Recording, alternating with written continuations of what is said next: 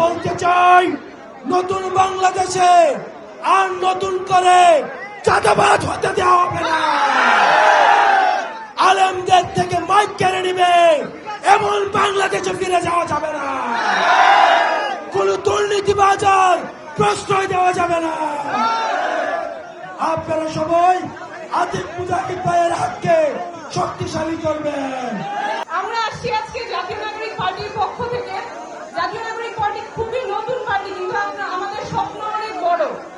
আমরা চাই আপনারা আপনাদের যে অধিকার আছে, স্বাস্থ্যের অধিকার, চিকিৎসা পাওয়ার অধিকার, সুশিক্ষা পাওয়ার অধিকার, সেগুলো আপনারা পাবেন। শুধুমাত্র আপনারা রাস্তাঘাটে থাকেন বলে বা কোনো এলাকা বঞ্চিত বলে আপনারা আপনাদের অধিকার পাবেন না, এমন যাতে না হয়। এখানে যে ছোট ছোট ছেলেমেয়েরা আছে, ক্লাস 8 এ পড়ে, কিছু স্টুডেন্টরা আসছে, ছেলেমেয়েরা আছে, ওদের যে স্বপ্ন ওরা বড় হয়ে ইঞ্জিনিয়ার হবে, সেটা যাতে রাজারহাটেই সবচেয়ে ভালো ইঞ্জিনিয়ারিং ইনস্টিটিউটটা হয়, এই অঞ্চলে যাতে সবচেয়ে ভালো ইঞ্জিনিয়ারিং ইনস্টিটিউটটা হয়।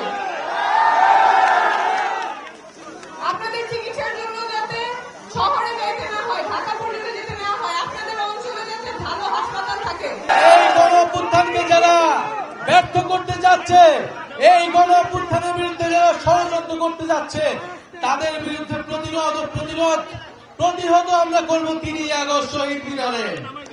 প্রিয় বন্ধুগণ, আরেকটি বিষয় ঘোষণা করতে চাই যে আমরা গতকাল দেখেছি একটি নিউজ যে চট্টগ্রামের পটিয়াতে আমাদের বৈষম্য বিরোধী ছাত্র আন্দোলনের এই গণঅভ্যুত্থানের সৈনিকদেরকে আবারও আক্রমণ করা হয়েছে, আবারও পুলিশে হামলা করা হয়েছে।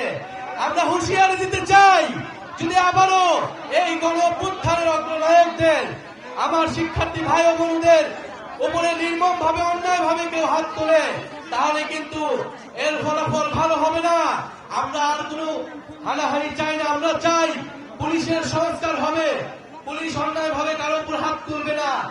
জনগণের জায়গা থেকে আমরা আইনের প্রতি শ্রদ্ধাশীল হব এবং সকলে মিলে একটি শান্তিপূর্ণ বাংলাদেশ গড়ে তুলব।